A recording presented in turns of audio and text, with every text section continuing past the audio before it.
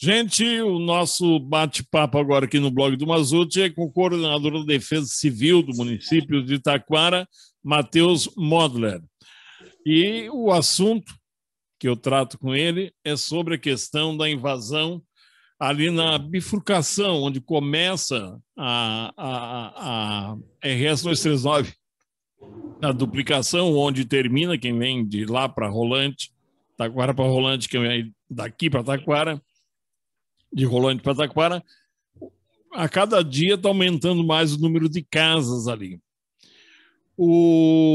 A prefeitura notificou aqueles moradores. Como é que é essa situação? Nós já conversamos, a primeira vez que a gente conversou, Matheus, eu falei sobre essa invasão aí e tu me alertou que isso iria, mais cedo, mais tarde, causar não digo problema, mas uma indisposição entre moradores, prefeitura, Estado. Como é que é isso? Quem é aquela área? Quem é o responsável? Como é que funcionou essa notificação? Conta para a gente. Mazzuti, boa tarde a todos. Eu vou te dizer uma coisa, há algumas semanas a gente está recebendo demandas, porque aquela área ali, ela pertence ao DAIR, ela é uma área de confluência ali de toda a parte que vai ser construída, inclusive, ali. Nós temos uma faixa hoje, né, que é de mão dupla, mas a ideia daquilo é que se duplique, assim como no trecho logo antes, né, no caso do Pardal, a gente tem aquela duplicação, ampliação da rodovia. Então, aquela área ali, ela pertence ao Estado, né, ela tem dono, é uma área que pertence ao governo do Rio Grande do Sul, aí pelo Departamento de Rodovias. E a ocupação, ela está se dando com uma intensidade muito grande. Final de semana, sábado, domingo, está indo bastante gente. Inclusive, veio denúncia para a Defesa Civil que a área estaria sendo comercializada por terceiros ali. Sendo uma área do Estado, então ela tem uma tutela pelo Estado do Rio Grande do Sul. O que ocorre é que a maioria daquelas casas elas foram construídas exatamente abaixo da rede de alta tensão, né? E a gente está falando ali de 25 mil volts, logo acima da casa das pessoas. Então, a tutela da Defesa Civil, a atuação da Defesa Civil nesse momento foi justamente oficializar que o município de Taquara está comunicando a essas famílias da irregularidade, em primeiro caso, do risco elétrico por terem se colocado numa área que já tem uma proteção normativa de seu espaço, né? Então, nós temos aí nota técnica da CPFL, tem-se aí da própria ANEEL, quais são as metragens que precisam ter para determinada tensão. Eu solicitei uma análise da RGE agora quanto à área se é uma eventual servidão ou não, né? A área de servidão é a área que ela cedida ou desapropriada para transmissão da rede elétrica. Se for uma área aí de servidão, então uma das capacidades, dos capacitados para ingressar em juízo para uma reintegração de posse é a RGE, para manutenção ali da sua zona, né? Porque ela precisa daquela zona. Então, tem um espaço, tem que ser mantido, as pessoas construíram exatamente abaixo. Então, pelo risco, tudo bem, tem argumento de que as pessoas estão morando alguns anos lá, ok, entendo isso, mas em qualquer momento em que acontecer um sinistro naquelas casas por conta ou de uma queda de um fio, né? Porque isso, convenhamos, não é uma coisa improvável de acontecer, muito já aconteceu em rede doméstica, em rede, né, dos bairros que a gente tem. Então, no momento que acontecer algum sinistro ali, no momento que a gente não tem a notificação, nós não temos a atuação da prefeitura lá, a gente também é responsável por isso. A omissão que se deu durante todos esses anos, né? E aí vem uma fala pública que se teve de que os moradores estão lá há muitos anos. Bom, isso só consagra a desídia de muitos anos e a falta de atuação. Porque no momento que eu tenho uma notificação, eu tenho um documento comprovando de que a pessoa está irregular, está numa área de risco, e no momento que permanecer lá, está sob a sua única responsabilidade. Então, quer dizer que há muitos anos, conforme a informação que tu tem gente que está construindo ali e nunca houve uma notificação. E se não houver essa notificação, pelo que eu entendi, aí acontecer qualquer sinistro, aí a prefeitura acaba sendo a responsabilizada por qualquer dano que possa acontecer. Isso, exatamente. Isso aí a omissão do Estado, ela gera responsabilidade. Então, tanto a ação quanto a omissão. No momento que a gente não atua para minimizar o risco, a prefeitura ela é conivente com a situação. né? E aí eu digo, órgãos fiscalizadores, a gente não se limita à prefeitura, porque aquilo é uma área estadual. Então, assim, o Estado também tem o dever de agir naquela situação por seus órgãos próprios, né? Então, e além disso, a gente tem o legislativo municipal, nós temos inúmeros órgãos que podem vir a intervir para buscar, em primeiro lugar, a segurança das famílias, né? Porque ali tu está falando de vida, tu está falando de segurança delas. Eu entendo que o direito de moradia e tem toda uma situação, um contexto, mas esse direito de moradia não me possibilita que eu vá fazer uma casa, por exemplo, numa área de preservação permanente ao lado do rio, a 1 metro do rio, sendo que daqui a 2 ou 3 meses pode levar minha casa, levar minha família toda, né? Então, eu acho que isso é uma coisa que precisa ficar bem clara, que ela é uma área de risco, é uma área que não pode ser construída. Então, a atuação da Defesa Civil, ela se deu por conta do risco. Eu tomei conhecimento que existe procedimento aí no Ministério Público referente às áreas de risco elétrico no município de Taquara. Então, não se limita ali. Isso vai a mais lugares que nós também vamos precisar verificar a regularidade dessas edificações aí e tomar algumas atitudes, né? Então, começou agora ali pela 239 pelo número elevado de demanda, de denúncia de que as casas estão sendo construídas ali e se constatou isso, né? Que elas estão de fato ali, tem casa na metade das suas casas estão embaixo de 25 mil volts. Né? Então, pensando nisso, a gente precisava atuar. Mas eu acho uma coisa, de repente, até tu vai perguntar isso, uma coisa precisa ficar bem clara, né? Eles receberam, deixa eu ver se eu tenho aqui, eles receberam um auto de interdição, esses autos de interdição aqui, ó. Né? Isso aqui é um documento que ele certifica, ele atesta para aquele que receber esse auto de interdição, ele atesta a vulnerabilidade da residência, ele está atestando para aquela família que aquela família está numa situação de risco oficialmente. Não adianta a gente falar, mas a família sabe que está irregular. Não, a gente está falando de poder público, né? O Estado tem que agir dentro da legalidade. Então, nós apresentamos um auto de interdição por isso. Olha, tu estás numa área de risco, eu te atesto isso com base nesse auto, tá? Então, tu tem, aqui 5 dias, que foi o prazo concedido, equivocadamente está se divulgando na mídia que em 5 dias nós vamos lá com maquinário e a gente vai derrubar todas as casas, né? Então, a prefeitura não tem legitimidade para entrar com isso e no momento que isso venha acontecer vai ser por meio de uma demanda judicializada, não por uma demanda administrativa como foi o que aconteceu. Esse prazo de 5 dias é um prazo estimado, um prazo médio, considerando principalmente que as residências estão localizadas ali há alguns anos, então a lei estabelece que todo auto de interdição precisa ter um prazo. E o prazo geralmente é em horas, né? Porque quando a gente fala de risco, geralmente o risco é um risco iminente. Aquele risco da área é um risco presumido por conta de uma área que tem que ser específica de transmissão elétrica. Só isso, não de edificação. Então, 5 dias tem-se como segurança para que a pessoa desocupe voluntariamente a sua residência. Então, é equivocada a informação que está sendo passada de que a prefeitura vai lá retirar essas residências nesse primeiro momento. A gente notifica eles. Isso, eu vou dizer, conversei com inúmeras famílias que vieram aqui procurar de bom grado, outras lá também. Isso aqui é uma segurança para eles, porque no momento que houver uma ação de reintegração de posse, seja por RGE, seja pelo DAER, né, ou Ministério Público, uma eventual ação civil pública, no momento que tiver a reintegração de posse, eles munidos desse auto de interdição, eles conseguem pleitear junto com o município algum benefício social, como é o caso do aluguel social. A lei municipal que trata do aluguel social, ela estabelece como um dos requisitos a interdição de defesa civil.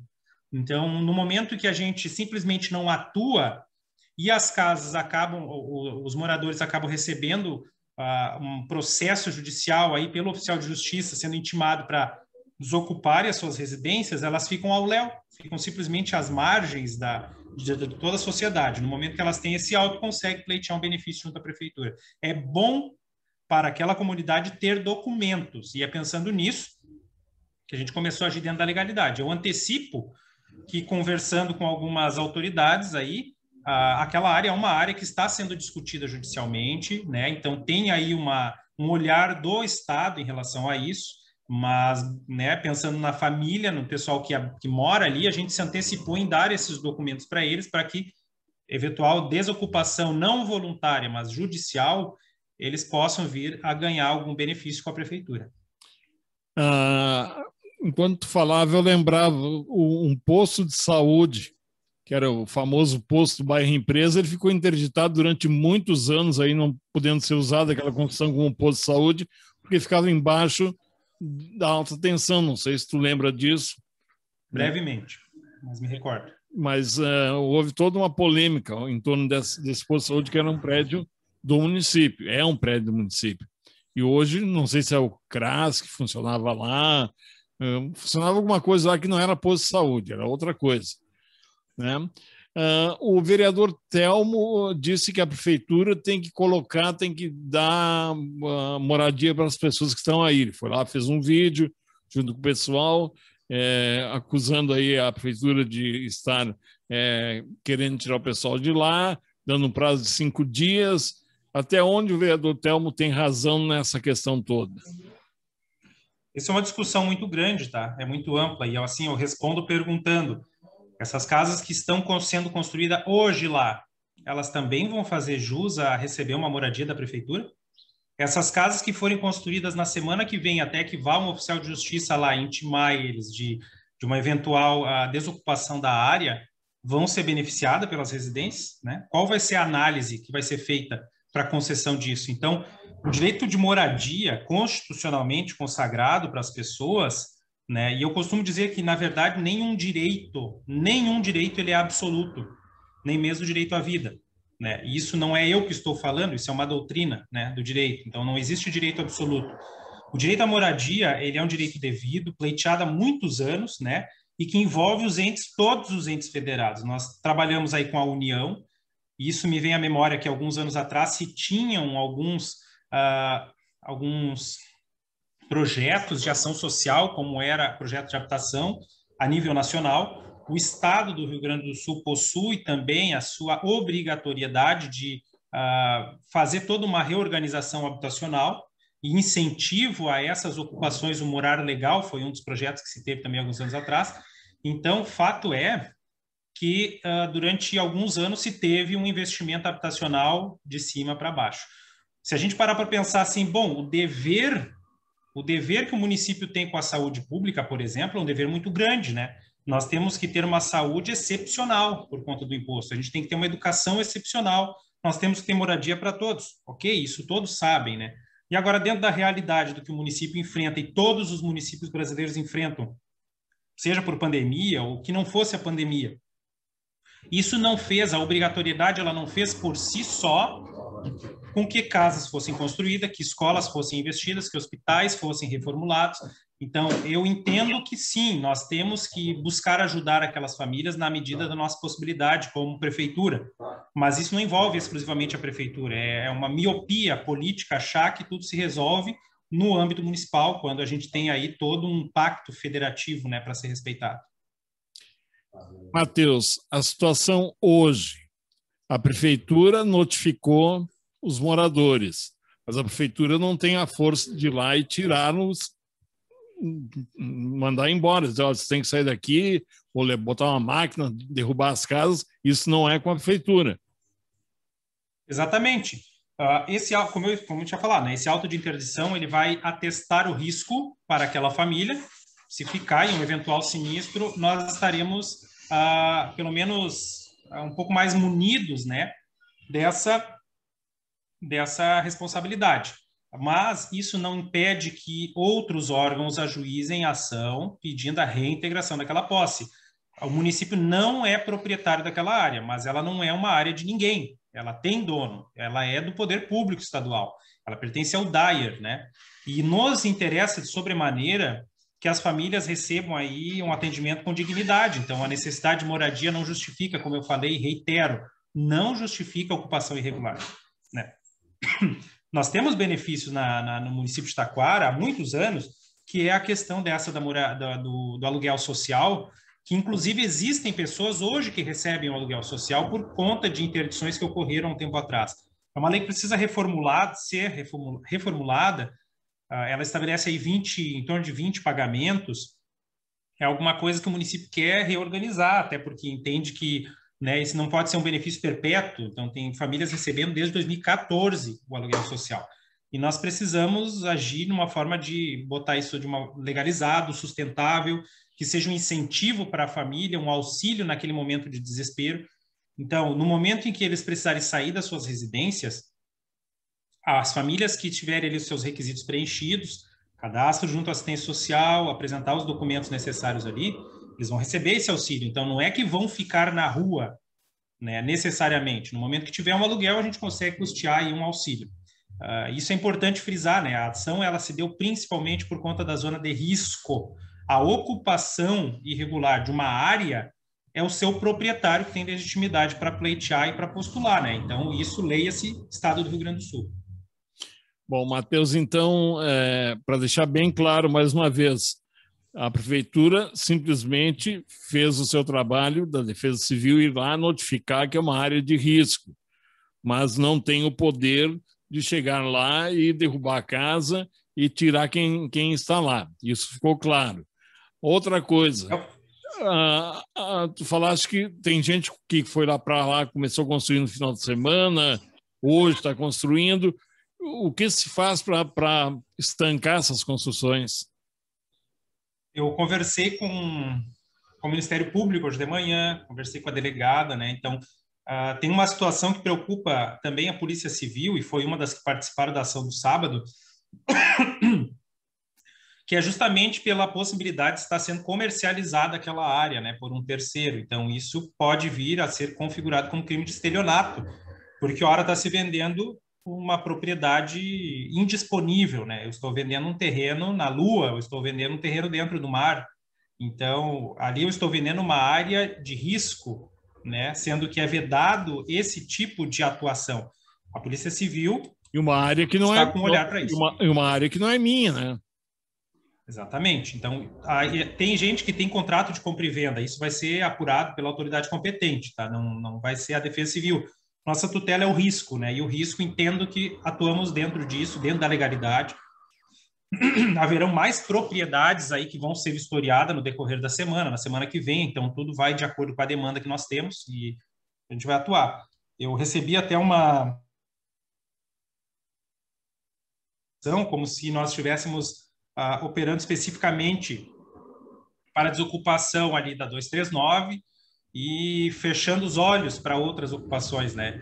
Eu, francamente e muito sincero, digo que a gente é movido de acordo com as denúncias. Havendo denúncia de ocupação de área de preservação permanente, uma área de inundação, uma área de risco, eu acho que tem que denunciar e nós faremos todas as diligências necessárias. Se não é da nossa competência, como já aconteceu, já vem acontecendo desde que eu assumi a pasta, não nos diz respeito, pois eu oficio aquele órgão que é competente para analisar o caso e fica tomando ciência a partir do momento, né? Como foi o caso de desmatamento em área de preservação permanente. Bom, não se tem uma construção, né? Não se tem um risco para uma pessoa, mas tem aí um crime ambiental, então tem que se remeter para a autoridade competente, né?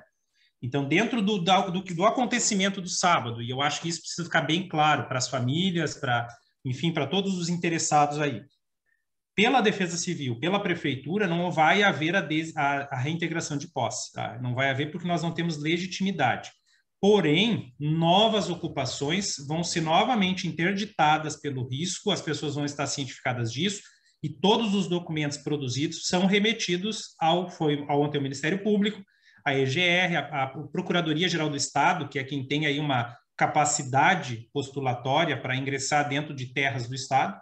Então, também tomou ciência do acontecimento, né? E pasme, né? Como muito foi falado, aos anos espécie que durante vários anos essa atuação não existiu, ao menos documentalmente. Eu não encontro autos de interdição de outros anos, ao menos daquela área ali. Então, dentro da minha pasta, não. O planejamento, que foi um parceiro da ação no sábado também, aquilo ali é uma ocupação irregular também com o plano diretor, né? Então, não é somente a questão da área de risco. Bom, você está fundando um loteamento dentro fora, o melhor dos padrões habitacionais que é estabelecido pela lei municipal. Então, também precisa de uma atenção da secretaria competente. Eu digo assim, ó, nós estamos preocupados com as famílias, existem famílias, também foi informado, nem foi informado, foi desinformado que as famílias estariam totalmente abandonadas da municipalidade. A assistência social tem cadastro com algumas famílias ali, buscará se ampliar nas próximas semanas, aí a assistente social já está em diálogo, porque a gente não sabe quando vai acontecer uma ação de reintegração. Fato é que aquela propriedade ali é pública, logo tem dono e o dono quer a sua propriedade, né? Então, na verdade, não sabe quando isso pode vir a acontecer, se é a semana que vem, se é na outra semana. Fato é que com o auto de interdição a gente pode conseguir algum benefício para eles, para que não fiquem desolados, né? Muito bem, Matheus.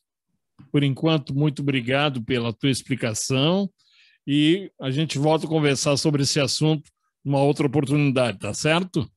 Perfeito. Massucci, obrigado aí pelo convite também, fico à disposição. Qualquer outro esclarecimento, qualquer outra dúvida, eu até comentei, tudo foi documentado da ação do sábado, é muito, muito tranquilo, a pessoa que precisar ou a entidade que precisar de alguma cópia da atuação da prefeitura no sábado, é só solicitar. A gente age com transparência, com tranquilidade, com legalidade, então fico disponível para esses questionamentos, inclusive para qualquer cidadão, autoridade, né, que quiser de repente somar a uma solução para as famílias ou tem alguma outra sugestão de atuação para a prefeitura, não tem problema, pode nos procurar que eu vou ouvir com todo ouvidos. Tá certo. Matheus Modler, ele que é coordenador de Defesa Civil do município de Itaquara, falando gentilmente aqui o blog do Massucci. Um abraço, meu querido. Um abraço, Massucci. Até mais. Até mais.